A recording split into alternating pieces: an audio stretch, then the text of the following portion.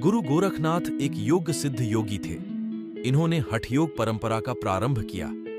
इनको भगवान शिव का अवतार माना जाता है। गोरखनाथ को गुरु मत्स्येंद्रनाथ का मानस पुत्र भी कहा जाता है।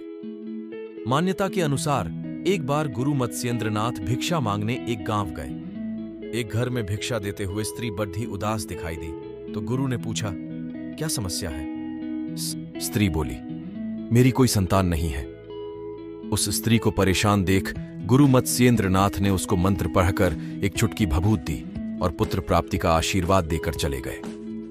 लगभग 12 साल के बाद गुरु मत्स्येंद्रनाथ उसी गांव में फिर से आए और उस स्त्री के घर पहुंचे। दरवाजे के बाहर से आवाज लगाकर स्त्री को बुलाया और कहा, अब तो पुत्र 12 साल का गया होगा। असलियत में वह स्त्री गुरु मत्स्येंद्रनाथ की सिद्धियों से अनजान थी। इसलिए उसने गुरु मत्स्येंद्रनाथ द्वारा दी भभूत को खाने की बजाय गोबर में फेंक दिया था। गुरु मत्स्येंद्रनाथ की सिद्धि इतनी प्रबल थी कि भभूत बेकार नहीं जाती। स्त्री घबरा गई और सारी बात बताई कि मैंने भभूत को गोबर में फेंक दिया था। गुरु मत्स्येंद्रनाथ ने कहा, वह स्थान दिखाओ।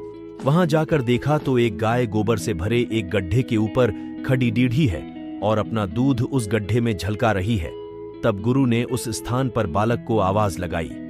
गुरु मत्स्येंद्रनाथ की आवाज से उस गोबर वाली जगह से एक 12 वर्ष सुंदर आकर्षक बालक बाहर निकला और हाथ जोड़कर गुरु मत्स्येंद्रनाथ के सामने खड़िया हो गया। इस प्रकार बाबा गोरखनाथ का जन्म स्त्री के गर्भ से नहीं बल्कि गोबर और गो द्वारा की जाने वाली रक्षा से हुआ था।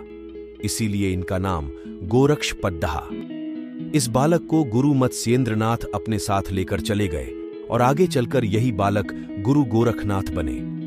गोरक्षनाथ ने ही नाथ योग की परंपरा शुरू की और आज हम जितने भी आसन, प्राणायाम, षटकर्म, मुद्रा, नादानुसंधान या कुंडलिनी आदि योग साधनाओं की बात करते हैं, सब इन्हीं की देन है।